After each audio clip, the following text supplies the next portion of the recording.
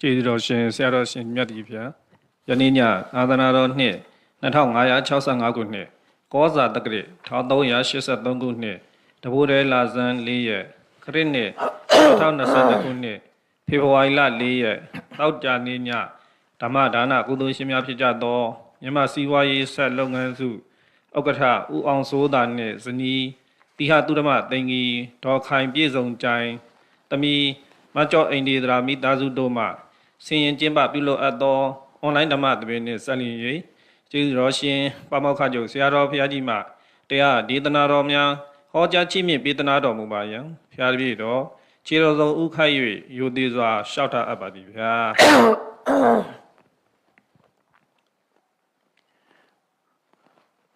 အာသနာတော်နှစ်2565နှစ်ကောဇာတက္ကရာ1383ခုနှစ်တဝရလဇန်4ရက်2022ခုနှစ်ဖေဖော်ဝါရီလ4ရက်တောက်ကြနေ့၌အွန်လိုင်းမှာဟောကြားအပ်သောအမြဲဒေါသကိုထိန်းချုပ်ခြင်းအကြောင်းတရားဒေသနာတော်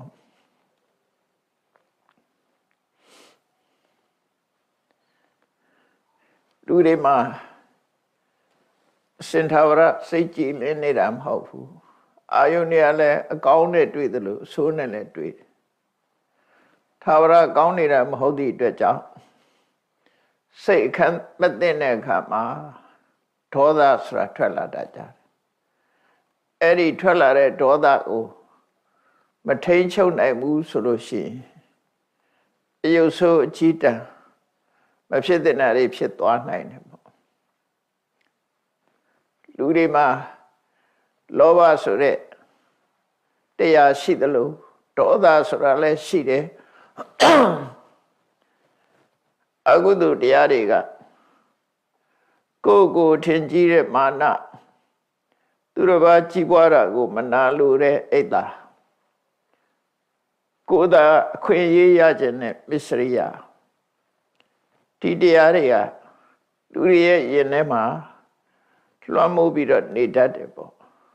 အမြဲတမ်းလွှမ်းမိုးနေတာမဟုတ်ပေမဲ့လို့အကြောင်းတိုက်ဆိုင်လာတဲ့အခါဖြစ်တတ်ကြတယ်ပေါ့လူတိုင်းဟာသာဝရပြုံးရှင်းနေတာမဟုတ်သလိုလူတိုင်းဟာလည်းအမြဲတမ်းစိတ်တူပြီးဒေါသထွက်နေကြတာမဟုတ်ပါဘူးသို့သောဒေါသထွက်เสียအကြောင်းရှိလို့ဒေါသထွက်လာပြီဆိုရင်ထိန်းချုပ်နိုင်ဖို့လိုအပ်တယ်ပေါ့လောဘဖြစ်လာလို့ရှိရင်လည်းထိန်းချုပ်ဖို့လိုအပ်တယ်ဒေါသဖြစ်လာရင်လည်းထိန်းချုပ်ဖို့လိုအပ်တယ်သူတော်ဘာကြီးပွားတာကိုမနာလိုတဲ့အိတ်သာစိတ်တွေဖြစ်လာလို့ရှိရင်လည်းထိန်းချုပ်ဖို့လိုအပ်တယ်ပြီးကိုယ်တကူစောကောင်းဆန်တဲ့စိတ်ဓာတ်တွေဝင်လာလို့ရှိရင်လည်းထိန်းချုပ်ဖို့လိုအပ်တယ်ဘာဖြစ်လို့တော့ဆိုတော့ရှင်ထဲမှာလောဘဖြစ်လာလို့ရှိရင်လည်းသူ့ရဲ့အသိဉာဏ်ဟာအပြော့သွားပြီးတော့မလုံးတဲ့နာတွေမပြောတဲ့နာတွေပြောမလုံးတဲ့နာတွေလှုပ်တာဖြစ်တတ်တယ်ရှင်ထဲမှာဒေါသလွှမ်းမိုးလာလို့ရှိရင်လည်းစဉ်းစားဉာဏ်ပျောက်ကွယ်သွားပြီးတော့မပြောတဲ့နာတွေပြောမိတယ်မလုံးတဲ့နာတွေလှုပ်မိတယ်မမရွေနေကိုဖြစ်စေတတ်တယ်အဲ့ဒီလောဘဒေါသမောဟဆိုတဲ့ကိလေသာတရားဆိုးတွေကိုယ့်ရင်ထဲမှာလွှမ်းမိုးမိနေပြီဆိုလို့ရှိရင်အသိဉာဏ်ပျောက်ကွယ်သွားပြီမပြောသင့်တဲ့စကားတွေပြောမိတယ်မလုပ်သင့်တဲ့အလုပ်တွေကိုလုပ်မိတယ်အဲ့လိုလုပ်မိသည့်အတွက်ကြောင့်ဖြစ်ပေါ်လာတဲ့အကျိုးဆက်တွေကအတ္တမဆိုးရွားသွားနိုင်တယ်ပေါ့ဒါကြောင့်မို့မကောင်းတဲ့စိတ်ဓာတ်မျိုးဝင်လာတဲ့အခါမှာထိန်းချုပ်ဖို့ကြိုးစားကြရမှာဖြစ်တယ်လောဘကိုလည်းထိန်းချုပ်ရမှာပဲဒေါသကိုလည်းထိန်းချုပ်ရမှာပဲမာနကိုလည်းထိန်းချုပ်ရမှာပဲအိတ်သာဆိုတဲ့ jealousy ကိုလည်းထိန်းချုပ်ရမှာပဲကိုယ်သာကောင်းစားခြင်းနဲ့မစ္စရိယဆိုတာကိုလည်းထိန်းချုပ်ရမှာပဲဖြစ်တယ်မထိန်းချုပ်လို့ရှိရင်အကြီးအကျယ်ပြဿနာဖြစ်ပြီးကိုယ်အတွက်လည်းဆိုးချိုးသူတို့အတွက်လည်းဆိုးချိုးဆိုတာမျိုးဖြစ်ပေါ်လာတတ်တယ်ပေါ့ဒါကြောင့်မို့ အမြဲဒေါသကိုထိန်းချုပ်ခြင်းဆိုတာဘယ်ပုံပဲနည်းသူတော်ကောင်းတွေဟာထိန်းချုပ်ခဲ့တယ်လေဆိုတာအာယ50ဇတ်တော်တွေထဲမှာသုလဘောဓိစာတကဆိုတဲ့သုလဘောဓိဇတ်စပေါင်း958တယ်မယ်443ခုမြောက်သုလဘောဓိဇတ်ဟာအမြဲဒေါသကိုဘယ်ပုံထိန်းချုပ်ရမယ်ဆိုတာလက်တွေ့ကျင့်သုံးလိုက်နာဖို့သင်္ကန်းစာပေးတဲ့ဇာလမ်းပဲဖြစ်တယ်သင်္ကန်းစာပေးတာဟာတကယ်ဘဝတစ်ခုမှာကြုံတွေ့လာတဲ့တကယ်ဖြစ်ပျက်ကိုရည်ညွှန်းပြီးတော့သင်္ကန်းစာပေးတယ်လူတိုင်းဟာအမျက်ဒေါသကိုမထိန်းချုပ်နိုင်တာမဟုတ်ဘူးထိန်းချုပ်နိုင်တဲ့ပုဂ္ဂိုလ်တွေရှိတယ်အဲ့ဒီထိန်းချုပ်နိုင်တဲ့သူတော်ကောင်းတွေဟာဘယ်လိုတွေးတောဆင်ခြင်သုံးသပ်ပြီးတော့အမျက်ဒေါသကိုထိန်းချုပ်တယ်လဲဆိုတာကိုမြတ်စွာဘုရားကဟောပြောတာဖြစ်တယ်။ဘာကြောင့်ဒီဇာလမ်းကိုဟောပြောတာတော့ဆိုမြတ်စွာဘုရားစေတော်ကျောင်းမှာနေတဲ့အခါမှာသာသနာ့ဘောင်ဝင်ရောက်ပြီးတော့ယဟန်ပြုလာတဲ့ယဟန်တော်တစ်ပါးဟာပင်ကိုစေရအရာဒေါသအမတန်ကြီးတယ်။ထိတ်ခနဲ့ဆိုဒေါသဖြစ်တတ်တယ်။ဒါကစရိုက်ဝါဒနာဆိုတာဘဝမှာပါလာတတ်တယ်။စိတ်တူတတ်တဲ့လူဟာဘာပြောလိုက်ဒေါသဖြစ်ပေါ်လာတတ်တာပေါ့စိတ်ဆိုးတယ်မြဲထွက်တယ်ဒေါသဖြစ်တယ်ဆိုတာနည်းနည်းလေးပြောလိုက်လေမခံချင်စိတ်နဲ့ဒေါသဖြစ်လာတယ်အဲ့ဒါလို့စိတ်တူတာကောင်းသလားဆိုမကောင်းဘူးပေါ့စိတ်တူတာအရာမှာစိတ်တူတာမကောင်းလားဆိုမကောင်းလူလောကမှာတူနဲ့တူဆက်ဆက်တဲ့အခါမှာအပြောမခံပြီးစိတ်တူနေတဲ့ပုဂ္ဂိုလ်တွေဟာအမှန်တမ်းတကူဒီအထီးကျန်တဲ့သဘောမျိုးကိုရောက်စေတတ်တယ်အဲ့ဒီယဟန်တော်တစ်ပါးဟာသင်္ကန်းဝတ်နေလင်ကစားသူကနည်းနည်းလေးမှအပြောမခံဘူးသူရင်ထဲကဒေါသကိုသူထိန်းချုပ်နိုင်စွာမရှိဘူးဘယ်သူကပြောလိုက်သူမကြိုက်တာဆိုရင်ထောင်းကနေဆိုဒေါသဖြစ်တယ်အဲ့ဒါနဲ့မြတ်စွာဘုရားကအဲ့ဒီယဟန်ကိုခေါ်ပြီးတော့ဆုံးမတယ်ယဟန်ဒေါသဆိုတာထိန်းချုပ်ရမှာဖြစ်တယ်ကောဒေါနာမဝါရိတဘောကိုယ့်ရင်ထဲမှာအမျက်ဒေါသဖြစ်လာလို့ရှိရင်တားမြစ်ရမယ်ထိန်းချုပ်ရမထိန်းချုပ်ဘဲနဲ့လွတ်ထားလို့မရဘူးကောင်းတာနဲ့မကောင်းတာနှစ်ခုရှိရတဲ့မယ်မကောင်းတဲ့စိတ်နေသဘောထားတွေရင်ထဲဖြစ်လာလို့ရှိရင်ထိရမှာပဲလူတွေကကိုယ့်ကိုယ်ထိမှုမကြိုးစားကြဘူးအများအားဖြင့်သူများကိုထိမှုပဲကြိုးစားကြတယ်လူတယောက်တို့ထိမ့်သိမ်းဆောက်ရှောက်နိုင်တော့လည်းပဲကိုယ့်ရင်ထဲကအကုသိုလ်တရားတွေဖြစ်လာတာကြတော့ထိမ့်သိမ်းနိုင်စွာမရှိကြဘူးမတားမြစ်နိုင်စွာမရှိကြဘူးတားမြစ်ဖို့လည်းမကြိုးစားကြဘူးအများအားဖြင့်အဲ့တော့အရေးကြီးတာသူများထိန်းချုပ်ဖို့တဲ့ကိုယ့်ရင်ထဲမှာဖြစ်နေတဲ့ဒေါသကိုထိန်းချုပ်နိုင်ရမယ်အိတ်သားဆိုတဲ့ jealousy ကိုလည်းထိန်းချုပ်ရမယ်မာနတွေလည်းထိန်းချုပ်ရမယ်လောဘလည်းထိန်းချုပ်ရမယ်မစ္စရိယဆိုတဲ့ကိုကြိုးစားတဲ့စိတ်ကိုလည်းထိန်းချုပ်ရမယ်အဲ့တော့ဒီယဟန်ဟာသူ့ရဲ့အကျင့်စရိုက်ကထိခနဲ့ရှိစိတ်တူတတ်တယ်အများနဲ့နေတဲ့အခါမှာဒီအပြောမခံလို့ဒေါသအလျောက်တုံ့ပြန်လာတယ်ဆိုလို့ရှိရင်ပြဿနာတွေအကြီးကျယ်ဖြစ်နိုင်တယ်ပေါ့ဒါကြောင့်မို့လူတိုင်းဟာဒေါသကိုထိန်းချုပ်ပြီးတော့တိကံစိတ်ကိုမွေးမြူချရမှာဖြစ်တယ်ဝိုင်းပြီးတော့မိတ်ဆွေတွေကတိခံမှုတိုက်တွန်းကြတယ်အဲ့တော့တချို့ကလည်းပဲမခံနဲ့မဟုတ်မခံဆိုတာကိုပဲခုံရှိတယ်လို့ထင်ပြီးတော့ မီးလောင်ရလေးပင့်ဆိုတာလို့မြောက်ပင့်ပေးတတ်တဲ့ပုဂ္ဂိုလ်မျိုးတွေကလည်းလောကမှာအများကြီးရှိတယ်အဲ့တော့ကိုယ့်ရင်ထဲမှာဖြစ်တဲ့ဒေါသရဲ့အပြစ်ကိုသေသေးချာချာစိတ်စိတ်ကြည့်ပြီးရင်တော့ထိန်ချုပ်နိုင်တဲ့စွမ်းရည်တတ်ရှိတယ်ဘယ်ဟာပဲဖြစ်ဖြစ်ကောင်းခြင်းမကောင်းခြင်းဆိုတာနှစ်ခုရှိတယ်ဒီနေရာမှာဒေါသဆိုတာလုံးဝစင်စစ်မကောင်းတဲ့အရာသာဖြစ်တယ်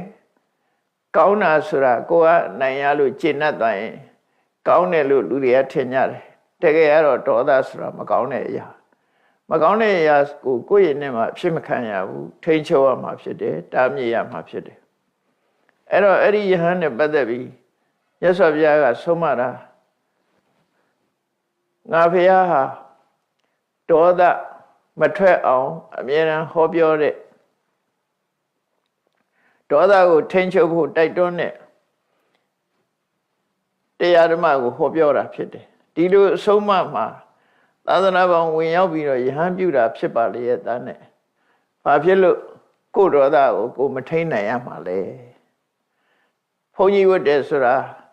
ကိုယ့်ရဲ့လောဘဒေါသမောဟကိလေသာတွေကိုထိန်သိမ်းမှုဘုန်းကြီးဝတ်တာပဲဖြစ်တယ်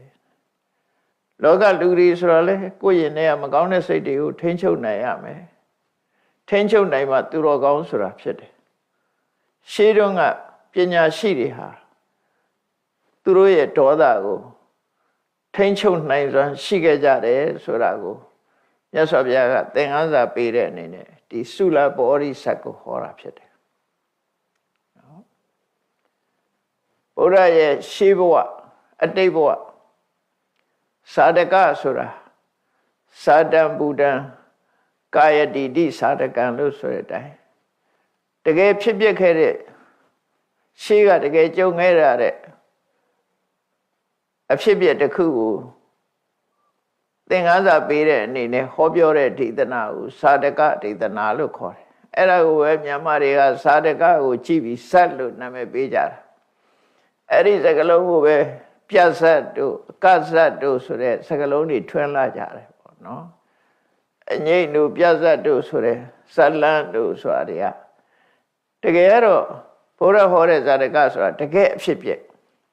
စိတ်ကူးကြံစည်ထားတဲ့အရာမဟုတ်ပဲနဲ့တကယ်အဖြစ်ပြက်ကိုမြတ်စွာဘုရားဟောတာအဲ့တော့တကယ်အဖြစ်ပြက်ဆိုတာလောကကြီးမှာစမ်းကြဲတယ်စိတ်ကူးရင်လှုပ်တဲ့ဟာတွေကလည်းပြားသောအဖြစ်တကယ်အဖြစ်ပြက်ကိုအခြေခံပြီးတော့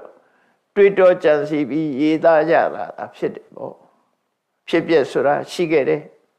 ဒါကြောင့်မြတ်စွာဘုရားကဒေါသကိုထိန်းချုပ်ခဲ့တဲ့ရှေးသူတော်ကောင်းတွေရဲ့စံနမူနာကိုထိုယဟန်သဘောပေါက်လောက်အောင်စိတ်ဝင်စားအောင်ဟောပြောတာဖြစ်တယ်ဘဝတစ်ခုမှာဒီ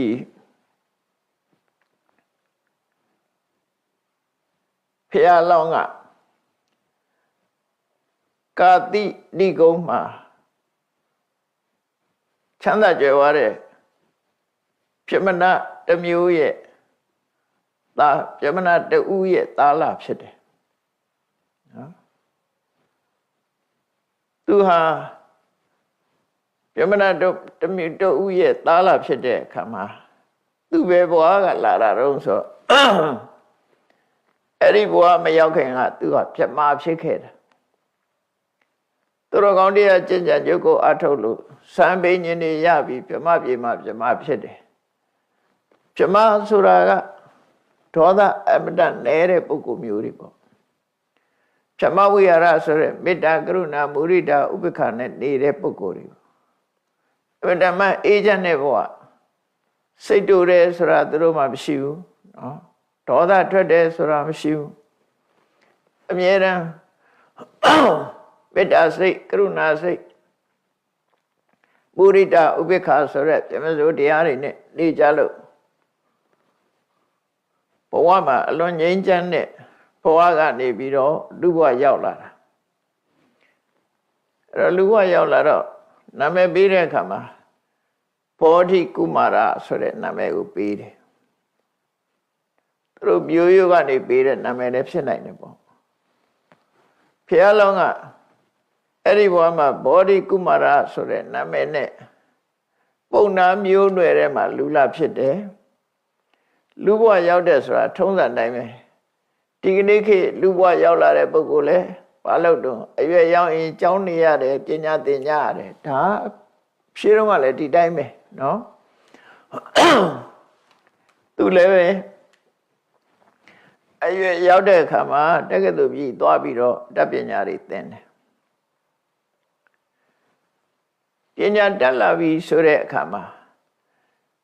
လူလောကရဲ့ထုံးတမ်းစဉ်လာအရပဲသူဆန္ဒကိုသူဆန္ဒမပါပြီမဲ့လို့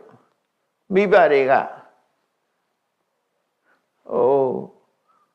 ခုံတရေချင်းတူတယ်အမျိုးဆက်ချင်းတူတယ်အည်ချင်းချင်းတူတယ်ဆိုတဲ့အမျိုးနွယ်ကသူတို့သမီးနဲ့လက်ထပ်ပေးစားဖို့ရစီမံလာကြတယ်ဒါတော့လူဘဝရောက်လာရင်ဘယ်သူပဲဖြစ်ဖြစ်ဒီလုပ်ငန်းတွေကခဏခေတ်လည်းဒီတိုင်းပဲလုပ်တာနော်မိဘတွေကအိမ်တော်ရဲ့သားချဖို့ကြိုးစားလာတယ်အဲ့ဒီသူ့အတွက်ရွေးချယ်လိုက်တဲ့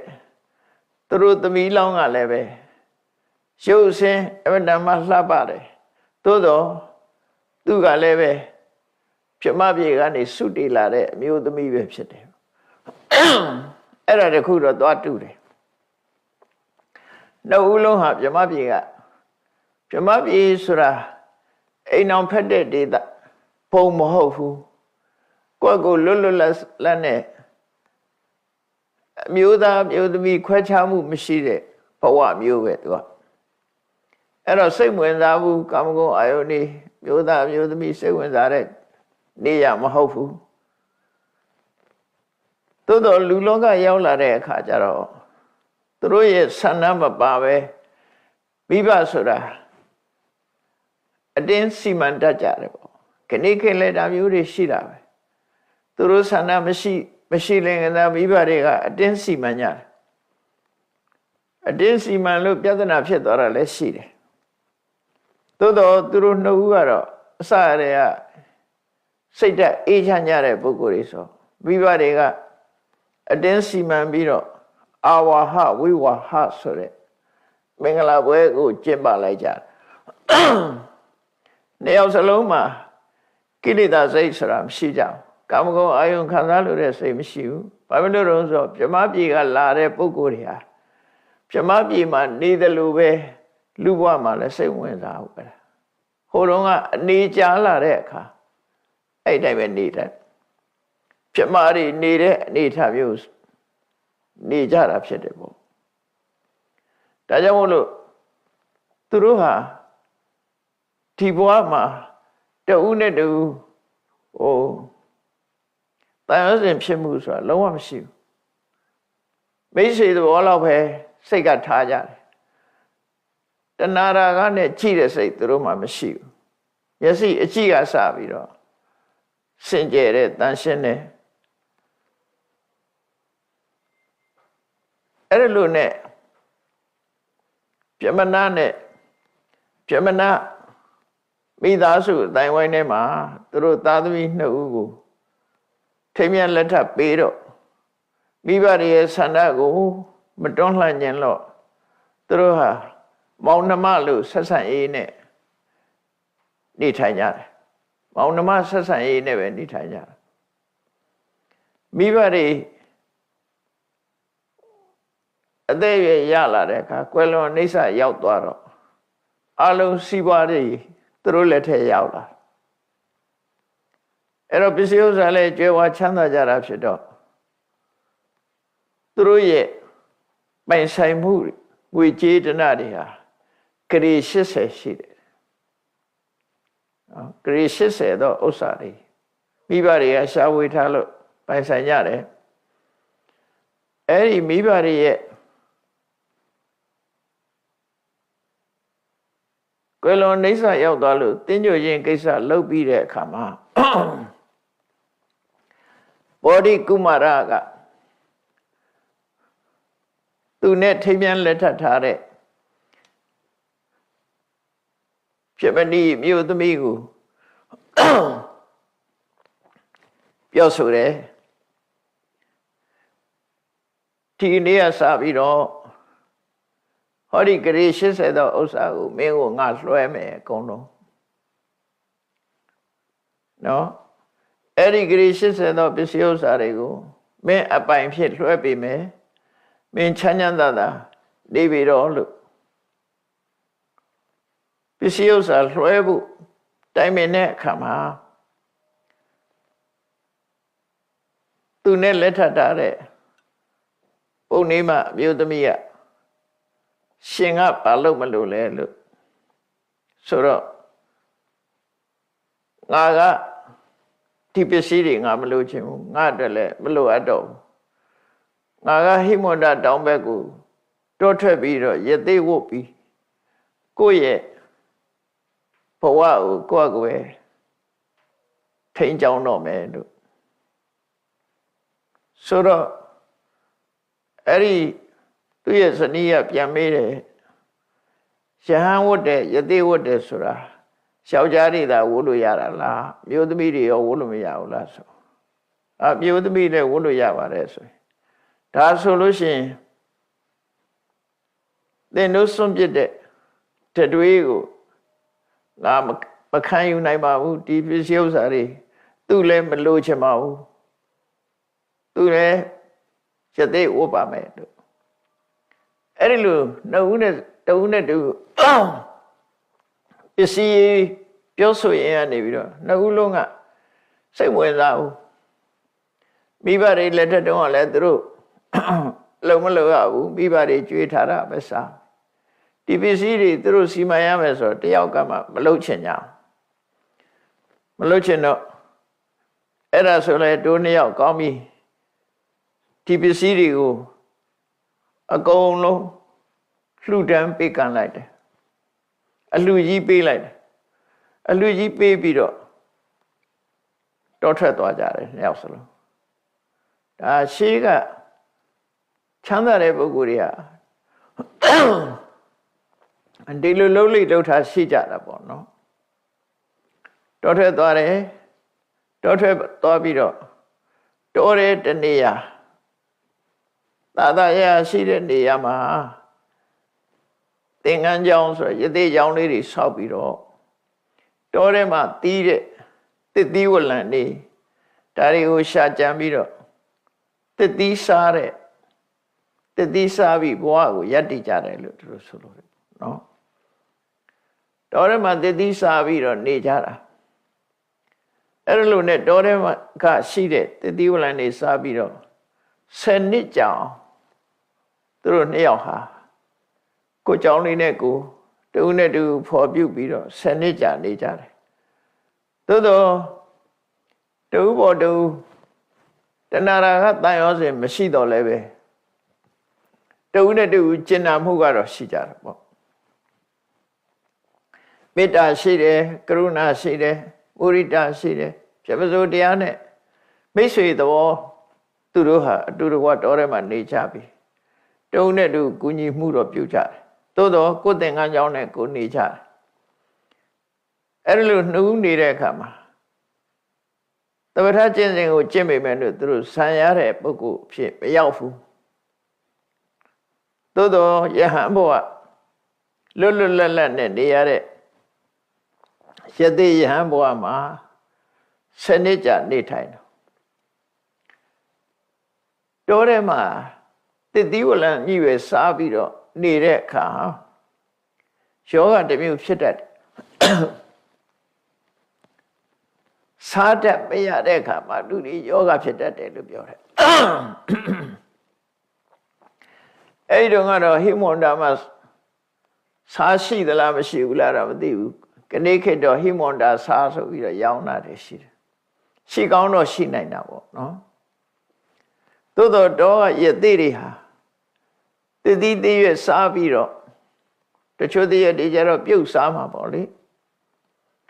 အဲ့လိုနဲ့အသက်ရှင်နေတဲ့အခါစားမပါတဲ့အစားအစာတွေစားရပါများတဲ့အခါမှာယောဂတစ်မျိုးဖြစ်တတ်တယ်တဲ့ကျုံလှီဖြော့တော့တဲ့ယောဂမျိုးတွေအဲ့ဒီယောဂမျိုးတွေဖြစ်လာတဲ့အခါမှာ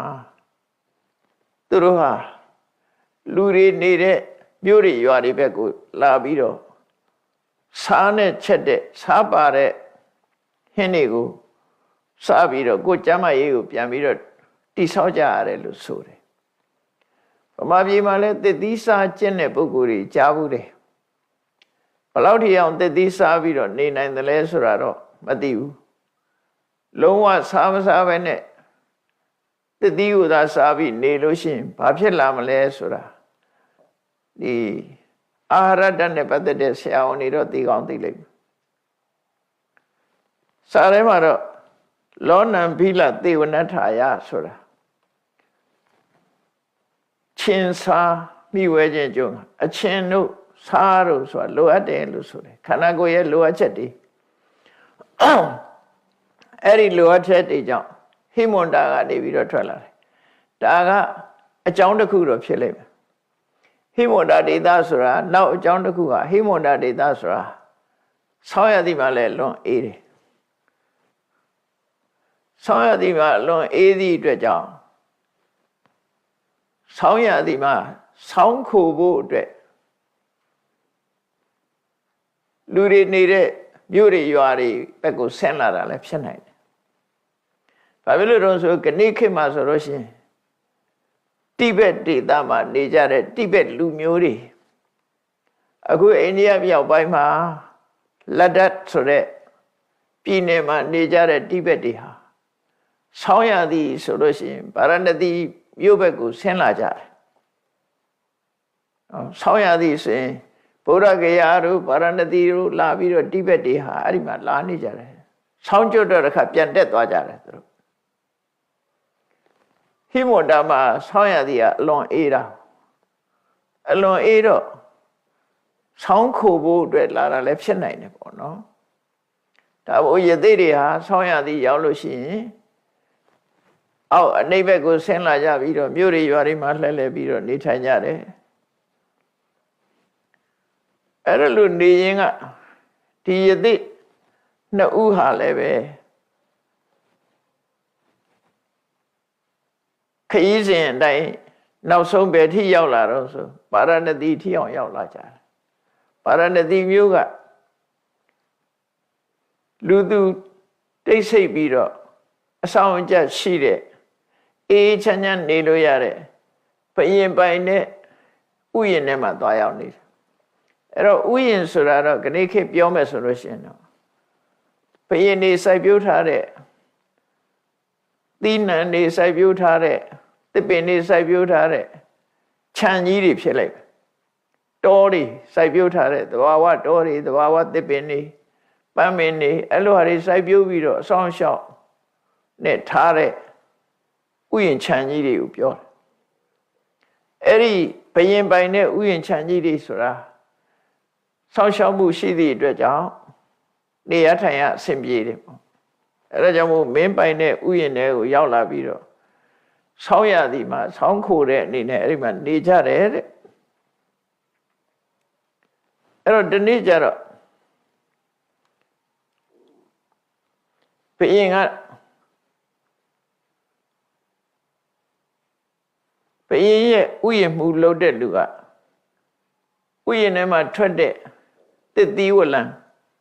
ပန်းမန်တွေကိုဘယင်ထံလက်ဆောင်ပေးဖို့ယူသွားရင်ဘယင်ကြီးစီသွားခါစားတဲ့အခါမှာဥယျာဉ်မှုကိုဘယင်ကပြောလိုက်တယ်ငါတို့ဥယျာဉ်သားကိုဥယျာဉ်ကိုပျော်ပွဲစားထွက်ကြမယ်ဥယျာဏခိရိတံကိလေသာမဆိုနန်းတော်ထဲမှာဒီတိုင်းပဲနေရတာလူဆိုတာ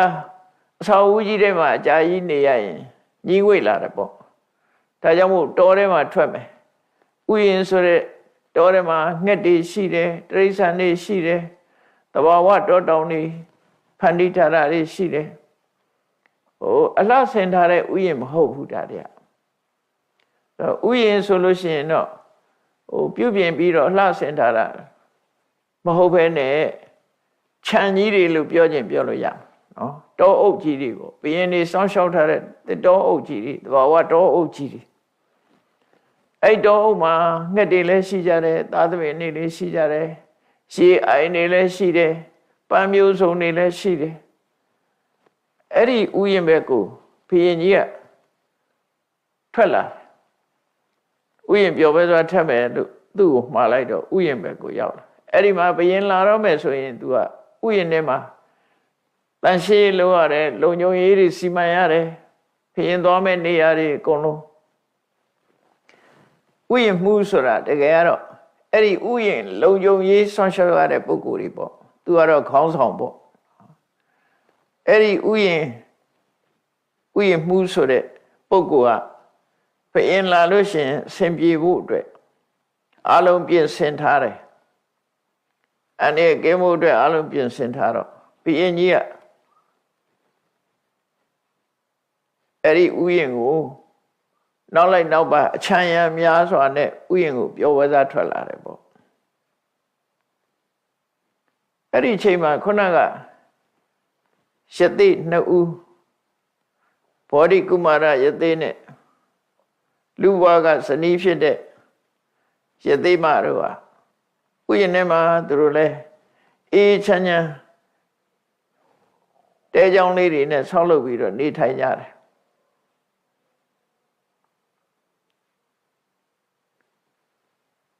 အဲ့လိုနေတာကိုဘုရင်ကြီးကဥယျာဉ်ထဲမှာသူလှက်ပတ်ကြည့်ရင်ကနေပြီးတော့ယသိကျောင်းနေဘက်ကိုရောက်သွားတယ်ယသိနှစ်ဦးဟာတဲကြောင်လေးတွေနဲ့တဲကြောင်ဆိုတာတော့နေဖြစ်ုံလေးဆောက်ထားတဲ့ဟာတွေဖြစ်ပါလေနော်ကာယံအိန္ဒိယမှာဆိုတော့တဲပုတ်ကလေးတွေနဲ့နေတဲ့လူတွေအများကြီးရှိတယ်သူတို့လည်းနေဖြစ်ုံအမိုးကာလေးနဲ့ဆောက်ထားတာလေတန်တန်ပြတ်ပြတ်နဲ့လဲကျင်းပြီးတော့တစ်ပြည့်နီးမှာတဲလေးနှလုံးနဲ့နေထိုင်တဲ့ယသိတွေဘုရင်ကြီးကဥယျာဉ်နဲ့လှက်ပတ်ရင်ကြည့်တော့အကြည့်တော့ဒီဥယျာဉ်ထဲမှာနေတဲ့ယသိမလေးကအသက်အရွယ်ကလည်းဒီလောက်အကြီးအရွယ်ရှိသေးတယ်ပေါ့နော်အရွယ်ရှိသေးတယ်ပင်ကိုယ်ကလည်းပဲရုပ်ဆင်းကအမတမလှပတယ်သူပြမပြေကလာတာဆိုရုပ်ကလည်းတန့်တယ်လှလည်းလှတယ်ယသိဝလေးနဲ့ဆိုပို့ပြီးတော့ကြည့်ကောင်းတယ်လို့ပြောရမှာပေါ့နော်အဲ့တော့ဘုရင်ကြီးကသူ့လည်းတွေးလိုက်ရောဘုရင်ဆိုတဲ့ပုဂ္ဂိုလ်မျိုးတွေကစိတ်ကိုလွတ်ထားတဲ့ပုဂ္ဂိုလ်တွေလေစိတ်ကိုလွတ်ထားတာလိုချင်စရာရှိရင်လည်းလိုချင်တယ်စိတ်ဆိုးစရာရှိရင်လည်းစိတ်ဆိုးတယ်မာမနာရီကြီးတယ်တော့ဘုရင်ဆိုတဲ့ပုဂ္ဂိုလ်ကကိုယ့်ကိုထိန်းချုပ်မှုမရှိကြမရှိတော့ तू စိတ်แท้ထင်တာလုပ်တဲ့သူတွေပေါ့သူ့ကိုအုပ်ချုပ်မဲ့လူမရှိတော့အဲ့တော့ယသိမလေးကိုမြင်တဲ့အခါမှာယသိမကိုမျက်စိကျတယ်ပေါ့နော်မျက်စိကျတော့သူ့အဖော်ယသိစီကိုသွားတယ်သွားပြီးတော့ဒီယသိမကိုရောနဲ့ဘာတော်လုံးလို့သွားမေးတာကိုရောနဲ့ဘာတော်လုံးဆိုအဲ့တော့ဘုရားလောင်းယသိကပြောပြတယ်အခုဘာမှမတော်ပါဘူးတဲ့သူနဲ့ဘာမှမတော်ပါဘူးဒါပေမဲ့သူတို့တူတူယသိဝတ်လာခဲ့ကြတာပါတဲ့တရားကျင့်မော်ကျင့်ဘက်ပါတဲ့ဒါပေမဲ့လို့တော့လူဘဝတုန်းကတော့သူ့ရဲ့စနီးပါလို့ပြောတယ်ဒါအမှန်တိုင်းဖွင့်ပြောတာပေါ့နော်အဲ့လိုပြောတဲ့အခါမှာဘုရင်ကြီးကဘာမှမတော်ဘူးဆိုတာလေးပဲသူကစိတ်ထဲမှာမှတ်ထားတယ်ယသိကလည်းအခုချိန်မှာဘာမှမတော်တာလူဘဝတုန်းကသာမိဘပေးစားထားတဲ့ဇနီးသည်ဆိုတာကိုပြောတာဘာမှမတော်ဘူးဆိုတော့သူကအဲ့ဒီယသိမလေးကိုမိဖုရားမြောက်ခြင်းတယ်ပေါ့လေအတင်းမိဖုရားမြောက်ဖို့ကြိုးစားလာဒါလောကကြီးမှာဖြစ်ဖြစ်တာရှိတဲ့ကိစ္စတွေပါဒါအထူးဆန်းတော့မဟုတ်အဲ့တော့မိဖုရားကိုတင်းကျပ်ခေါ်သွားဖို့ဒီမိဖုရားအဖြစ်တင်မြောက်ဖို့ဒီယသိမလေးကိုအတင်းကျပ်ခေါ်သွားမယ်ဆိုရင်ယသိရဲ့စိတ်ကိုစမ်းကြည့်တာကိုရောနဲ့ဘာမှမတော်ဘူးအခုဘာမှမတော်ဘူးဆိုလို့ရှိရင်သူ့ကိုနန်းတော့ခေါ်သွားမယ်နန်းတော့ခေါ်သွားမယ်ဆိုလို့ရှိရင်ဘာများလှုပ်မလဲစူးစမ်းကြည့်အောင်မယ် ဆိုပြီးတော့ဘုရင်ကြီးကသူ့ကိုပြောတာယောတိဣမံဝိတလက်ခေပိယံတံမိတဘာတိနေအဲ့တော့ယသိမလေးကအတော်ချောတာချောတော့သူ့ရဲ့မျက်လုံးလေးကလည်းမျက်လုံးပြူးပြူးပေါ့ပြူးပြူးဆိုတာမျက်လုံးကျဲတယ်မျက်စိမေးမေးမဟုတ်ဘူးမျက်လုံးကျဲကျဲမျက်လုံးကျဲကျဲနဲ့တောက်ပသောမျက်လုံးရှိတယ်ပြီးရန်တံမိတပါတိနေစကားပြောလို့ရှိရင်လည်းချစ်ခင်ပွဲရာတူတူတက်တာပြောတတ်တယ်တန်ချိုချိုမြတ်မြတ်နဲ့ပြောတတ်တယ်ပေါ့အဲ့ဒီလိုယသိမရဲ့ပုံမှန်တရံကိုကြည့်ပြီးတော့မျက်လုံးကျဲကျဲတူတူရဲပြီးတော့ပြောတတ်တဲ့ဟောဒီယသိမလေးကိုအတင်းကျပ်ခေါ်သွားမယ်ဆိုရင်ကိုတော့ဘာလုပ်မလဲအတင်းခေါ်မယ်ဘာလုပ်မလဲလို့ဆိုအဲ့ဒီမှာဘောရိကုမာရယသိကဘာပြန်ပြောတော့ဆိုဥပ္ပစ္စေမေနတ်မုတ်စေရတယ်ငါရင်ထဲမှာတော့ဒေါသတော့ဖြစ်မယ်ဒါပေမဲ့လို့ငါဒေါသကိုထိန်းချုပ်မယ်ဥပ္ပစ္စေမေနတ်မုတ်စေရတယ်ရှင်တွေကမကျေနပ်တဲ့ဒေါသတော့ဖြစ်မယ်မတရားဘူးမတရားလုပ်တာမကြိုက်လို့မကြိုက်တဲ့ဒေါသတော့ဖြစ်မယ်ဒါပေမဲ့ဖြစ်လာတဲ့ဒေါသကိုထုတ်မပြောဘူးနမေမုံစေရစီဝတော့ငါအသက်ရှင်နေသမျှကာလပတ်လို့ငါဒေါသဖြစ်တာကိုဘယ်တော့မှမသိစေရအောင်ရဇံဝဝိပုလာဝဋ္ဌိခိပ္ပမေဝနိဝရေတပေါင်းတစ်ခုမှာဖုန်နေရလွင့်တက်ပြီးကောင်းကင်ကြီးတစ်ခုလုံးခပ်မိုင်းမိုင်းဖြစ်နေတတ်တယ်ပေါ့အညာဒေသမှာဆိုရင်ကြည့်လိုက်မိုးမရွာမချင်းတပေါင်းတစ်ခုကဆုံဆိုတဲ့ချိန်လေးမှာကောင်းကင်များမြူပုံတွေဆိုင်းနေတတ်တယ်ပေါ့အဲ့ဒီမှာမိုးကြီးရွာချလိုက်လို့ရှိရင်အဲ့ဒီမြူတွေကပျောက်သွားတယ်ကောင်းကင်ကြီးကကြည်သွားတယ်အဲ့ဒါလိုပဲတဲ့သူ့ရင်ထဲမှာဖြစ်လာတဲ့ဒေါသကိုသူထိန်းချုပ်ပြီးတော့ဖယ်ရှားပြစ်မှာပါလို့ရှင်တွေကဒေါသဖြစ်လာမဲ့ဆိုရင်ဘယ်တော့မှအပြင်ကိုမထွက်စေရဘူးနော်ငါအသက်ရှင်သမျှကာလပတ်လုံးငါဒေါသအပြင်ကိုမထွက်စေရဘူးရင်ထဲမှာဒေါသမဖြစ်ဘူးလို့တော့မပြောဘူးသူဖြစ်မယ်အေးမိုးကြီးရွာချလိုက်တဲ့အခါမှာလွင့်နေတဲ့မြူမုံတွေပျောက်ကွယ်သွားသလိုပဲငါရင်ထဲမှာဖြစ်လာတဲ့ဒေါသဟာမိုးရွာချလိုက်သလိုပျောက်ကွယ်သွားမှာပဲဖြစ်တယ်လို့ယသိကအဲ့လိုပြောပြီးတော့သူကရဲရဲဝံ့အဲ့လိုဘယင်ကိုပြန်ပြီးတော့ပြောလိုက်တဲ့အခါမှာဒီလိုယသိကပြောတာကိုဘယင်ကြီးကနားလဲဖို့တော့ကောင်းတယ်ပေါ့သို့တော့နားမလဲဘူးသူ့ရင်ထဲကဒီယသိမအပေါ်မှာဆွဲလန်းနေတဲ့စိတ်ကြောင့်မို့လို့သူ့စိတ်ကိုသူမတားမြင်နိုင်တဲ့အခါအမတ်တယောက်ကိုမိတ်ပေးလိုက်တယ်ဒီယသိမကိုနန်းတော့ခေါ်သွားလိုက်ဆိုပြီးတော့အတင်းဆွဲခေါ်ခိုင်းနော်အဲ့တော့ယသိမလေးအတင်းဆွဲပြီးတော့ခေါ်သွားကြတယ်နန်းတော့ခေါ်သွားတယ်အဲ့တော့ယသိမအဓမ္မောလောကေဝတ္တတိအာယုတံသူဘာပြောတော့ဆိုအေးလောကကြီးမှာမတရားမှုတွေတော့ဖြစ်နေပြီမလုံးတဲ့အလုပ်တွေလုပ်နေကြပြီလို့ဆိုပြီးအော်ဟစ်ငိုကြွေးတယ်သူကနော်ငိုရုံပဲသူငိုနိုင်တယ်ပေါ့မတရားဘူးဆိုတာတော့ပဲပြောပြီးတော့အဲ့ဒါလို့မင်းမှုရန်တွေကနန်းတော်ထီအောင်သူ့ကိုခေါ်သွားကြတယ်ဖះလောင်းကတော့အဲ့ဒီအချိန်မှာသူကဘောဓိကုမာရယသိကတော့ခေါ်သွားတဲ့အခါမှာတစ်ချက်ပဲလှမ်းကြည့်လိုက်ပြီးနောက်ထပ်ငုံပြီးတော့သူသင်္ကန်းပဲသူချုပ်နေတယ်ယသိဝတ်စုံကိုချုပ်နေတယ်အဲ့နဲ့ချုပ်ရတယ်ပေါ့သူတို့နောက်ထပ်မကြည့်တော့သူတို့ခေါ်သွားတာကိုသူကဘာမှဝင်မပြောဘူးဒီတိုင်းပဲနေလိုက်တယ်ဘုရင်ကလည်းပဲအဲ့ဒီနန်းတော်ကိုအတင်းကျပ်ခေါ်ခိုင်းသွားပြီးတော့အခန်းထဲမှာလှောင်ထားလိုက်တယ် လောင်ထားပြီးတော့အမျိုးမျိုးဖြာရောင်သေးဆောင်တယ်ပေါ့မိဖုရားမြောက်မဲ့အကြောင်းတွေပြောတဲ့အခါမှာယသိမလုံးဝလက်မခံဘူးလုံးဝလက်မခံဘူးယသိမရဲ့စိတ်ပြောင်းလဲအောင်သူမတတ်နိုင်မတတ်နိုင်တော့ယသိဒီအခန်းတစ်ခန်းထဲမှာလောင်ပိတ်ထားပြီးတော့ဘုရင်ကြီးကငါဆွဲခေါ်လာတဲ့အခါဟိုကြံရတဲ့ယသိက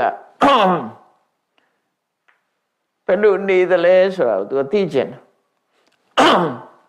အတင်းကျပ်ခေါ်လာတော့ဟိုယသိကဘယ်လိုများနေမလဲယသိဆိုတာသူတို့ခေတ်ကကြောက်ရတာလည်းရှိတယ်ပေါ့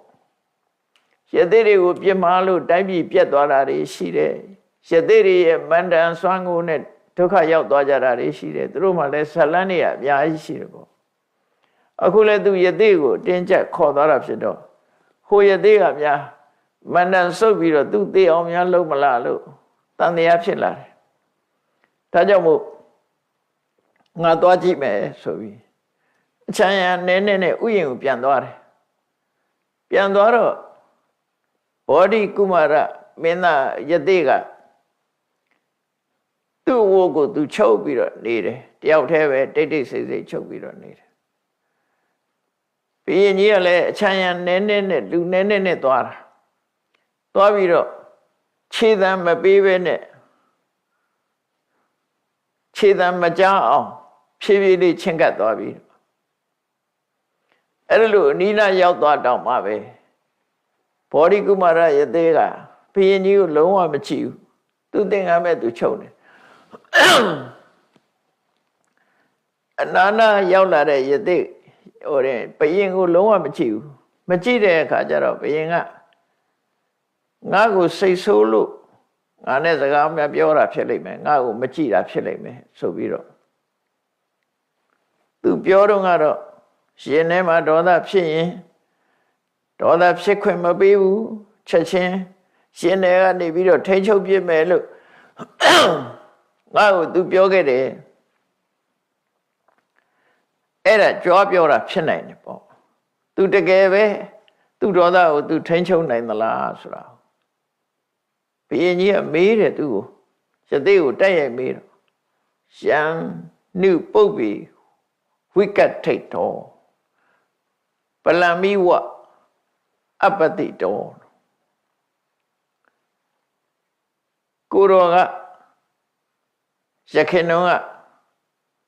ဒေါသကိုလုံးဝထိန်းချုပ်မယ်လို့ကိုရောပြောခဲ့တယ်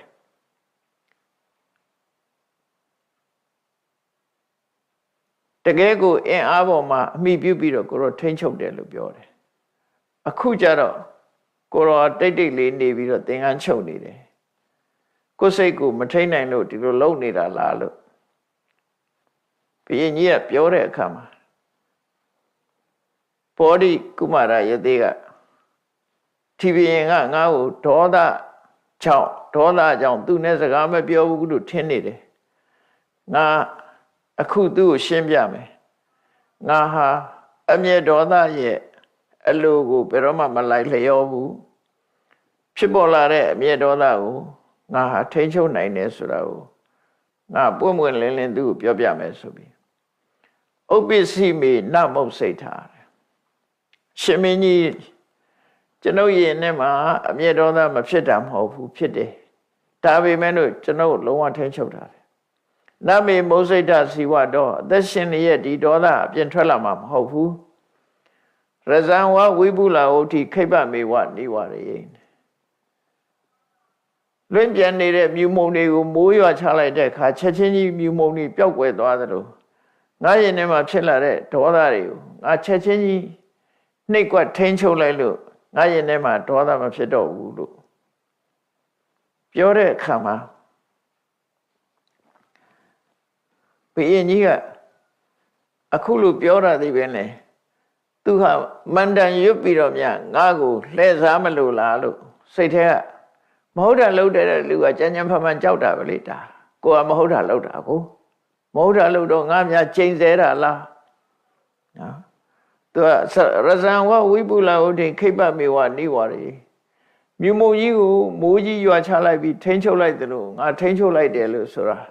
ငါမြန်ကျိန်စေရလားလို့စိတ်ထဲကအဲ့လိုထင်တော့ယသိကိုပွင့်ပွင့်လင်းလင်းမေးတယ်ကိန်းတေဥပ္ပစ္စည်းနောမုတ်စီကိုရောရင်ထဲမှာဘာဖြစ်ပြီးတော့ဘာကိုမဖွင့်ပြတာလဲမထုတ်လွှင့်တာလဲကိန်းတေနမုတ်စီဇီဝတော့အသက်ရှင်နေရဲ့အပြင်ကိုမလှုပ်ဘူးဆိုတာဘာကိုပြောတာလဲရဇံဝဝိပုလဝုဋ္ဌိကတမန္တနိဝရယေမိုးကြီးရွာချပြီးတော့မြူမုံတွေကိုထိန်းချုပ်တယ်မိုးကြီးနဲ့ထိန်းချုပ်တယ်ဆိုတာကိုရောဘာကိုထိန်းချုပ်တာတော့လို့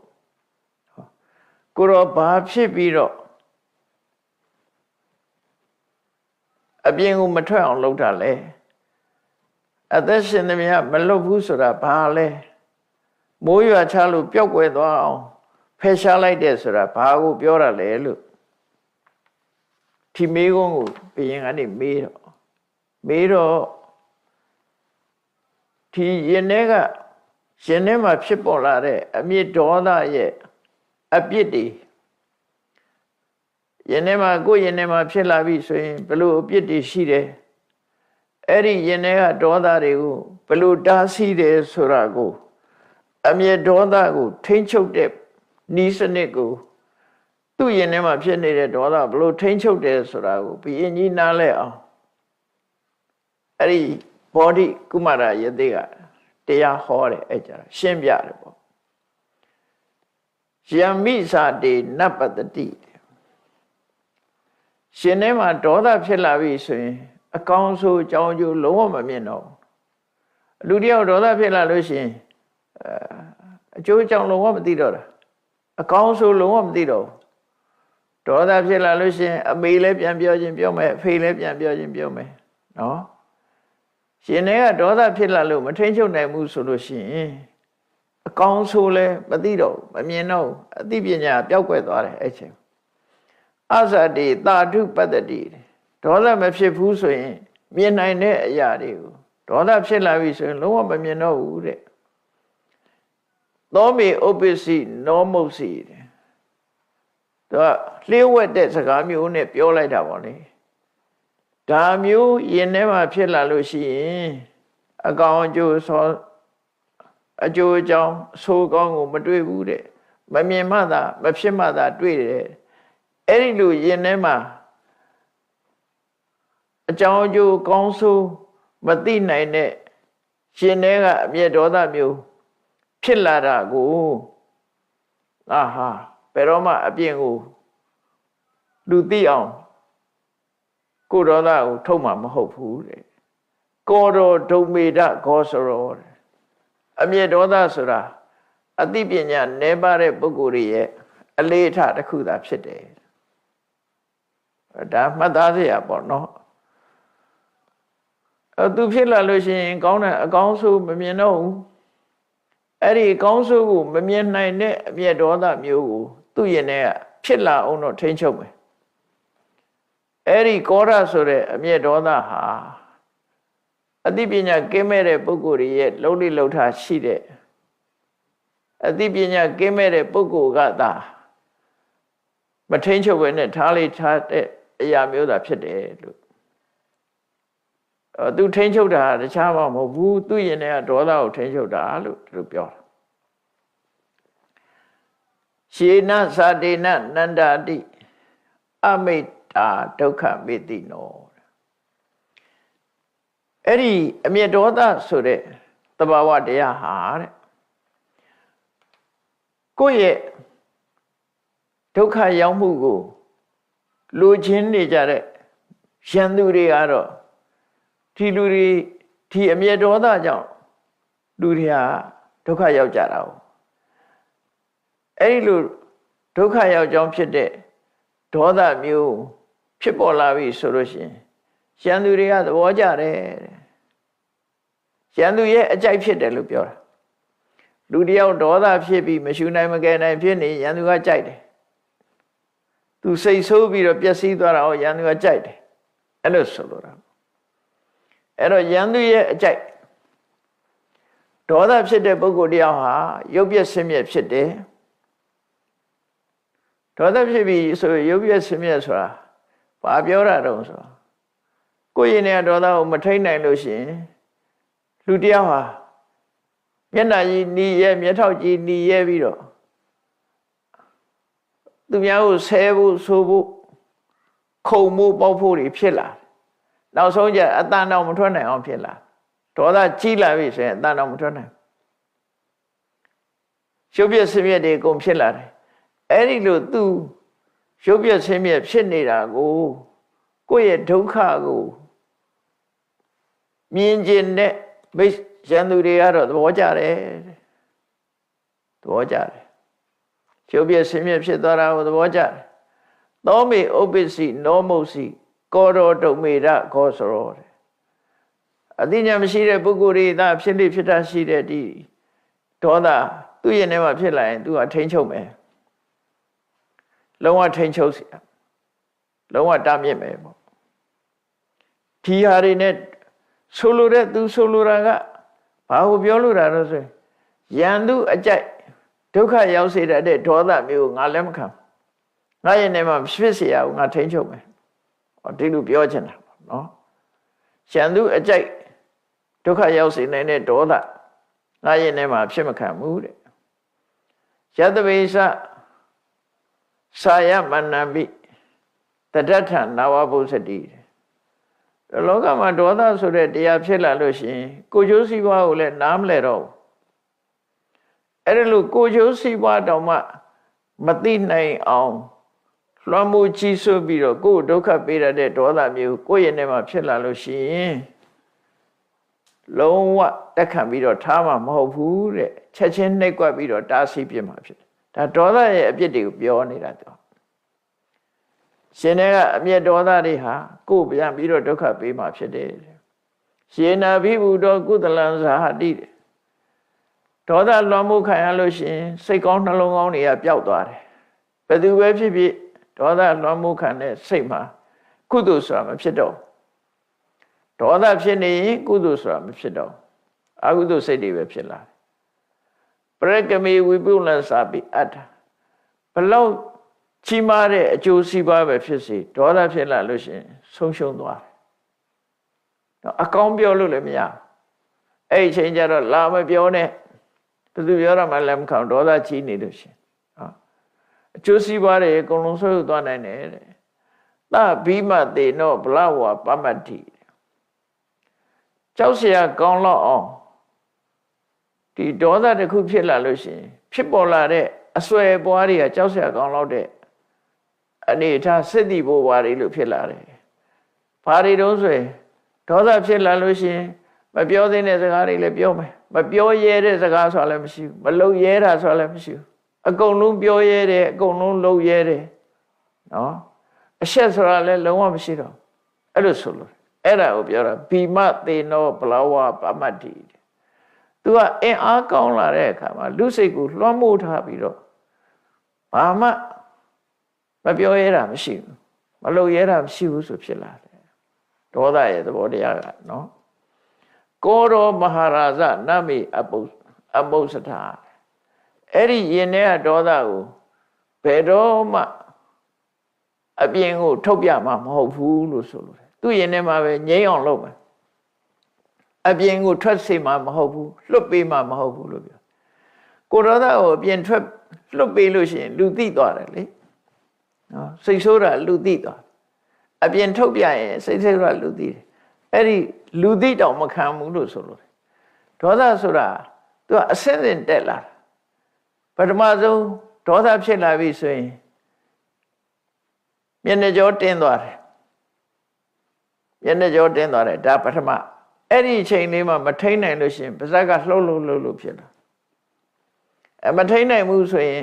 ဆဲဖို့ပြင်လာကျန်တဲ့စကားပြောဖို့ဖြစ်လာတယ်အဲ့ဒီမှာမထိန်လိုက်ဘူးဆိုလို့ရှိရင်ရှိုက်ဖို့နှက်ဖို့ဖြစ်လာတယ်အဲ့ဒါကိုမထိန်နိုင်ဘူးဆိုရင်လက်နဲ့ကင်မဲ့အဆင့်ရောက်လာနောက်ဆုံးသူများမလုပ်ရဘူးဆိုရင်ကိုယ့်ကိုတတ်သေးတယ်ဒေါသကအဆင့်လိုက်ပေါက်ကွဲလာတယ်ဆိုတဲ့သဘောတရားကိုပြောတယ်နော်အဆင့်လိုက်ပေါက်ကွဲလာတယ်ပထမအဲ့ဒီ မျက်နှာကြောတင်းသွားတာကနေစလိုက်တာမထိန်ဘူးဆိုလို့ရှိရင်အဲ့ဒေါသဟာဆဲရည်ချင်းကနေပြီးစတင်ကြမ်းတမ်းလာပြီးတော့လက်ပါလာတယ်ဒုတ်ပါလာတယ်လက်နဲ့တွေပါလာတယ်အဲ့လိုဖြစ်လာတယ်အဲ့ဒါကိုဆိုလိုတယ်ကောဒေါမဟာရာဇနမေအမုစတာအဲ့လိုအပြစ်ကြီးလာတဲ့ဒေါသတရားကိုသူကထိမ့်ချုပ်မယ်ဘယ်တော့မှအပြင်ကိုမထွက်စေရဘူးဆိုပြီးတော့ဒီအမျက်ဒေါသရဲ့အပြစ်ကိုရှင်းရှင်းလေးပြောတာကထသမိမထမနတမိပါဝကောနာမသာယတိရှေးတော့ကမီးကဘယ်ကနေရလဲလို့ဆိုတော့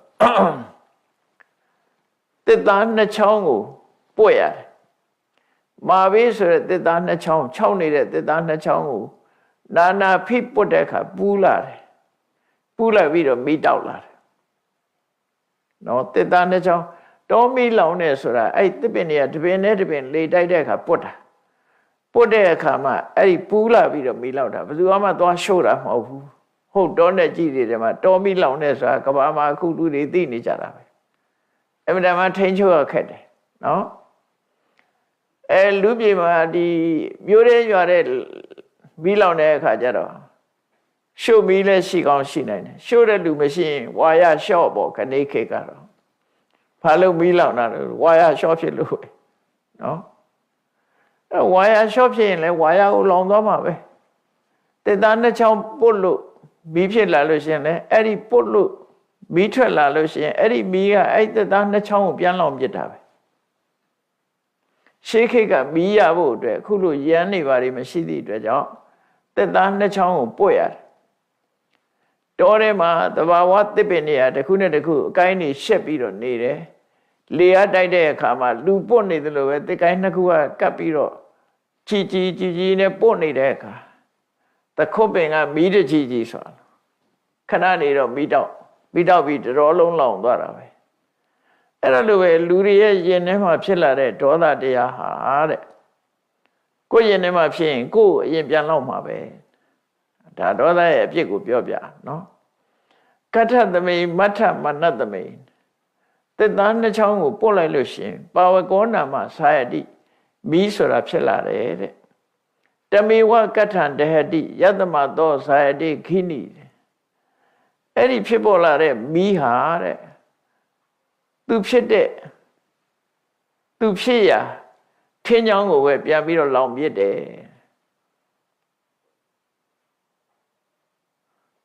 ကိုဖြည့်စည်းတာတွေကြတော့ခုခေတ်ပါသုံးလို့ဆိုရင်ပစိယိုးလို့သုံးရတယ်အဲ့ဒီသဘောပဲမီးကလည်းပဲတစ်သားကဖြစ်လာတဲ့မီးဒီတစ်သားကိုပဲပြန်လောင်တယ်ဘာနဲ့ဥပမာတူလို့ဆိုတန်ကိုတန်ကြီးတက်လို့ရှင်တန်ကြီးကတန်ကိုပြန်စားတယ်နော်တန်ကြီးသည်တန်ကိုအမိပြုတ်ပြီးတော့တန်ချေးဆိုတာဖြစ်တယ်အဲ့ဒီတန်ကြီးသည်တန်ကိုပဲပြန်စားဖြစ်တယ်အဲ့လိုလိုပဲမီးကလည်းပဲသူထင်းကိုဆွဲပြီးလောင်းရင်အဲ့ဒီထင်းကိုပဲဖျက်ဆီးပြစ်တယ်ထို့တူပဲလူရဲ့တဏ္ဍမှာဒေါသဖြစ်လို့ရှင်အဲ့ဒီဒေါသသည်လူကိုပဲပြန်လောင်းပြစ်တယ်လို့သူဆိုလို့တယ်ဒါဒေါသရဲ့အပြစ်တွေကိုသူကပြောပြတာနော်ယတမသောသာယတိခိနိဧဝံမန္တတပောတတဘာလတအဝိဇ္ဇနာတောစဉ်းစားဉာဏ်ကင်းမဲ့တဲ့ပုဂ္ဂိုလ်တွေဟာတဲ့ဒေါသဖြစ်လာပြီဆိုလို့ရှိရင်လူတွေကသာရမ္မဆိုတာမင်းကဆဲရင်ငါရိုက်မယ်မင်းကတုံးနဲ့ရိုက်ရင်ငါဓာတ်နဲ့ခုတ်မယ်မင်းကဓာတ်နဲ့ခုတ်ရင်ငါတနတ်နဲ့ပြစ်မယ်ဆိုအဲ့ဒါသာရမ္မလို့ခေါ်တယ်သာရမ္မဆိုရင်မင်းကတစ်ချက်ခေါက်ရင်ငါနှစ်ချက်မင်းကတခွန်းပြောရင်ငါ10ခွန်းပြောမယ်ဆိုတယ်အဲ့ဒါလို့ပို့ပြီးတော့လှုပ်လာတာကိုသာရမ္မလို့ခေါ်တယ်ဘာမှလို့ပြန်တဲ့အခါမှာချုပ်ချယ်ခြင်းလို့ပြန်ကြတာအမှန်ကတော့သာရမဆိုတာနှစ်ဆတဲ့ပြုလုပ်ခြင်းလို့ဆိုလို့တယ်ပေါ့နော်ဒေါသဖြစ်လာတဲ့လူကနှစ်ဆတဲ့ပြုလုပ်လာသူကတုံးနဲ့ရရင်ကိုကဓာတ်နဲ့ပြန်ခုံးမယ်ဆွဲဟာမျိုးတော့အဲ့ဒီသာရမဒေါသဖြစ်လာလို့ရှင်အဲ့ဒီသာရမဖြစ်လာတဲ့ဒေါသဟာကိုပဲပြန်ပြီးတော့လောင်းနေတဲ့ အကိဝတိနာကထသမိန်ကောရောယတပဝတ္တိ နိဟတိတတယတောကာလပခေဝသန္တိမာမြတ်တော်ကိုလောင်တဲ့မီးဟာမြတ်တော်ကိုဖျက်ဆီးသွားတယ်ထို့တူပဲကိုယ့်ရဲ့ရင်ထဲမှာအမျက်ဒေါသဖြစ်လို့ရှိရင်အဲ့ဒီပုဂ္ဂိုလ်ဟာအမျက်ဒေါသရဲ့အစွမ်းကြောင့်သူ့ရဲ့ခုံသိက္ခာတွေဟာကျဆင်းသွားပြီးတော့လာစုပ်ပက္ခမှာလဟာအယောင်ကင်းမဲ့သွားတယ်လို့ပဲဟုတ်ပြီလာစုပ်ပက္ခဆိုတာတဖြည်းဖြည်းရော့သွားပြီးနောက်ဆုံးလကွယ်သွားတယ်လေလကွယ်သွားတယ်ဆိုတာအလင်းရောင်တွေလုံးဝပျောက်သွားပြီးတော့ဖြစ်သွားတယ်လို့ပဲလူမှာဂုံသိက္ခာတွေကဒေါသထွက်ရင်ကနေပြီးအဲ့ဒေါသရဲ့စွမ်းကြောင့်ဂုံသိက္ခာတွေကလုံးဝပျောက်ကွယ်သွားတယ်သူဆိုလိုတယ်ပေါ့နော်ဂုံသိက္ခာတွေပျောက်ကွယ်သွားနိုင်တယ်အနေတော်ဓုမကေတုဝကောရောယတုပတမတိလောကမှာမီးဆိုတာလောင်စာသိမ့်လိုက်ရင်မရှိတော့ငြိမ့်သွားတာပဲလောင်စာရှိနေသမျှတော့လောင်နေမှာပဲလောင်စာမရှိတော့ဘူးဆိုလို့ရှိရင်မီးဟာမလောင်တော့ဘူးအခိုးငွေ့ဖြစ်ပြီးတော့ပျောက်သွားအဲ့ဒါကြောင့်မလို့ကိုယ့်ရင်ထဲမှာဖြစ်လာတဲ့ဒေါသဆိုတဲ့မီးကိုငြိမ့်သက်လိုက်မယ်ဆိုလို့ရှိရင်ငြိမ့်သက်လိုက်နိုင်တဲ့ပုဂ္ဂိုလ်ဟာလာဇံပက္ခမှာထွက်လာတဲ့လလိုပဲတနေ့တနေ့ပို့ပြီးတော့တောက်ပေါင်လာတယ်တနေ့တနေ့ပို့ပြီးတော့တောက်ပလာတယ်နော်လပြည့်နေ့ရောက်သည့်ထဲအောင်ထိမ့်ထိမ့်လင်းနဲ့ခုံတရင်နေနဲ့ဖြစ်ပေါ်လာသလိုပဲအဲ့ဒီပုဂ္ဂိုလ်ရဲ့ခုံတရင်ဟာဒီလာဇံဘက်ကမှာလာဟာတနေ့ပြီးတနေ့အယောင်နေတိုးလာသလိုရဲ့ခုသူ့ရဲ့ဂုဏ်သိက္ခာတွေကတိုးလာနိုင်တယ်လို့ဒါဘောဓိကုမာရယသိကနေပြီးတော့ဘုရင်ကြီးကိုတရားဟောလိုက်တာအဲ့ဒီတရားကိုကြားနာရတဲ့အခါမှာဘုရင်ကြီးကစိတ်နှလုံးအေးချမ်းသွားပြီးတော့သူ့နောက်မှာပါတဲ့အမတ်တစ်ခုကိုအမတ်တယောက်ကိုအမိတ်ပေးလိုက်တယ်ငါတို့နန်းတော်မှာချုပ်နှောင်ထားတဲ့ရှသေမကိုပြန်ခေါ်လိုက်ခေါ်ပြီးတော့ပြန်ပြီးတော့လွှတ်ပေးလိုက်တယ်ပေါ့နော်အရှင်ဘုရားရဲ့ဒေါသရှင်ရဲ့ဒေါသကိုထိန်းချုပ်တာကိုသိရသည့်အတွက်ကြောင့်အရှင်ဘုရားရောယသိမရောဒီမှာဥယျာဉ်ထဲမှာအေးချမ်းချမ်းနေပါသူတာဝန်ယူပြီးတော့အားလုံးကိုဆောင်းလျှောက်ပေးပါမယ်လို့ဘုရင်ကြီးကကြောဝန်ချတောင်းပန်ပြီးယသိကိုရှ िख ိုးပြီးနန်းတော်ပြန်သွားတယ်အဲ့တော့ဒီဘောဓိရာဇဘောဓိကုမာရယသိနဲ့ယသိမလေးတို့ဟာရှာသက်ပံအဲ့ဒီဥယျာဉ်ထဲမှာပဲဘုရင်ကြီးရဲ့ဆောင်းလျှောက်မှုခံပြီးတော့ချမ်းချမ်းသာသာနေကြနောက်ကြတော့ယသိမလေးကသုတိမဏိကွယ်လွန်သွားတဲ့အခါကျတော့ယသိကြီးကဟိမဝန္တတောင်ကိုပြန်သွားပြီးသူတူဦးရဲ့နေတဲ့အခါမှာသမထကျင့်စဉ်ကိုကျင့်လို့သံပိညင်နေရပြမစိုးတရား၄ပါးကိုပွားများအထုတ်ပြီးသူဟာပြမပြေရောက်သွားတယ်ဒီနေရာမှာယသိမလေးတည်သွားတော့ဘယ်ရောက်တယ်ဆိုတာမပါတော့ဘူးနော်ယသိမကတော့အဲ့ဒီဥယျာဉ်ထဲမှာပဲကွယ်လွန်နေဆရောက်သွားတယ်ယသိမကွယ်လွန်ပြီးတဲ့အခါမှာယသိကြီးကဟိမဝန္တပြန်သွားတယ်အဲ့ဒီကြတော့ပြန်သွားပြီးသူတယောက်တည်းလွတ်လပ်လပ်နေပြီးတရားထုတ်တဲ့အခါမှာစံပင်ကြီးနေပြန်ရတယ်ဒီဇလန်းကိုသင်္ကန်းစာပေးတာတော့အမျက်ဒေါသကိုထိမ့်ချုပ်နီးဘယ်လိုထိမ့်ချုပ်ရမလဲအမျက်ဒေါသဘောဘယ်လိုရှုမြင်ရမလဲထိမ့်ချုပ်တယ်ဆိုတာအမျက်ဒေါသရဲ့အပြစ်ကိုဆင်ញင်သုံးသပ်တာဟာထိမ့်ချုပ်ခြင်းပဲပေါ့သွားပြီးရင်မတ်ထဲရင်ထဲမှာဖြစ်နေတဲ့ဒေါသကြီးကိုဒီတိုင်းထိမ့်ချုပ်တာမဟုတ်ဘူးဒီဒေါသရဲ့အပြစ်တွေကိုဆင်ញင်လိုက်တာထိမ့်ချုပ်တာပဲမကောင်းမှုလို့သိလိုက်ရင် तू ကထိမ့်ချုပ်ပြီးသားဖြစ်သွားတယ်ကောင်းတယ်လို့သိရင်ဆက်လုပ်မှာပဲလေအဲ့တော့ဘယ်အရာပဲဖြစ်ဖြစ်ငါဒေါသထွက်တာမကောင်းဘူးဒီဒေါသအပင်ငရဲကြစေနိုင်တယ်ငါဘဝပျက်စီးစေနိုင်တယ်ဆိုတော့ဒီအတွေးတွေကဒါထိမ့်ချုပ်တဲ့အတွေးလို့ခေါ်တယ်ဟိုလိုကြီးတွေးเสียမဟုတ်ဘူးသို့မဟုတ်မေတ္တာဘာဝနာနဲ့ထိမ့်ချုပ်မယ်သိခဏ်ခြင်းဆိုတဲ့ခန္တီတရားနဲ့ထိမ့်ချုပ်မယ်ဒီအကြောင်းအရာဒေါသထွက်เสียအကြောင်းအရာကိုမေ့ထားပြီးတော့ထိမ့်ချုပ်မယ်ထိမ့်ချုပ်ပုံထိမ့်ချုပ်နည်းတွေမျိုးရှိတဲ့ထက်မယ်မေတ္တာနဲ့ထိမ့်ချုပ်တယ် အတွေးနဲ့ထိန်းချုပ်တယ်မှန်ကန်တဲ့တွေးတောဆင်ခြင်မှုတွေနဲ့ထိန်းချုပ်တယ်တော့ငါဒါမထိန်းလို့ရှိရင်ငါဘဝပျက်စီးလိမ့်မယ်သိရင်ငရဲရောက်လိမ့်မယ်စသဖြင့်ဒါလည်းထိန်းချုပ်တာအဲ့ဒါလို့အတွေးနဲ့ထိန်းချုပ်တယ်လို့လူတိုင်းဟာကိုယ့်ရဲ့ထဲမှာအမျက်ဒေါသမဖြစ်ဘူးဆိုတာမရှိဘူးအကြောင်းအရာဆိုတာဖြစ်လာနိုင်တယ်ဖြစ်လာလို့ရှိရင်အခုလိုတွေးပြီးတော့ထိန်းချုပ်ရမှာဖြစ်တယ်ဆိုတာကိုသင်ခန်းစာပေးလို့ရင်းဖြစ်ပါတယ်ဒီတရားကိုဟောလိုက်တဲ့ဒီသင်ခန်းစာကိုအဓိကအကြောင်းပြုပြီးဟောတဲ့ဒေါသကြီးတတ်တဲ့ယဟန်ဟာအနာဂံအဆင့်ကိုရောက်ရှိသွားပါတယ်တဲ့အဲ့ဒီတော့ကရသေးမလေးကတခြားသူမဟုတ်ဘူးတဲ့ရာဟုလမေတော်ယသောတရရဲ့ဘဝတစ်ခုသာလည်းဖြစ်တယ်ပါရဏသီဘုရင်ကတော့တခြားသူမဟုတ်ဘူးတဲ့ရှင်အနန္ဒာရဲ့အတိတ်ဘဝတစ်ခုပဲဖြစ်တယ်အဲ့ဒီဘောဓိကုမာရယသိဆိုတာတခြားသူမဟုတ်ဘူးငါရဲ့အတိတ်ဘဝပဲဖြစ်တယ်လို့မြတ်စွာဘုရားကဇက်ကိုပြန်ပေါင်းပြီးတော့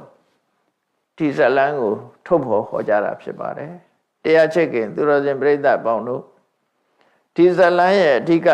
သင်္ကန်းစာပေးတာတော့အမျက်ဒေါသကိုဘယ်လိုထိန်းချုပ်ရမလဲဆိုတာကိုသင်္ကန်းစာပေးခြင်းဖြစ်လို့အကြောင်းတစ်ခုခုကြောင့်ကိုယ့်ရဲ့ထဲမှာဒေါသဖြစ်လာလို့ရှိရင်ဒီအချက်လက်တွေကိုမှတ်သားတွေးတောပြီးကိုယ့်ရဲ့ထဲကဒေါသကိုထိန်းချုပ်အောင်ထိန်းချုပ်နိုင်အောင်ကြိုးစားအားထုတ်ကြမှာဖြစ်တယ်လို့ကိုယ်စီတတိထား၍ကြိုးစားအားထုတ်နိုင်ကြပါစေကုန်သတည်း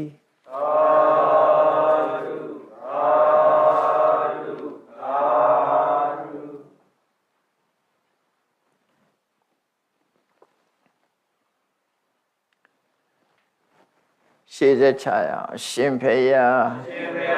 ဖေယတပည့်တို့သည်ဓမ္မအသိဉာဏ်ရရှိမှသာလျှင်နိဗ္ဗာန်ချမ်းသာကိုမျက်မှောက်ပြုနိုင်ပါသောကြောင့်ဓမ္မအသိဉာဏ်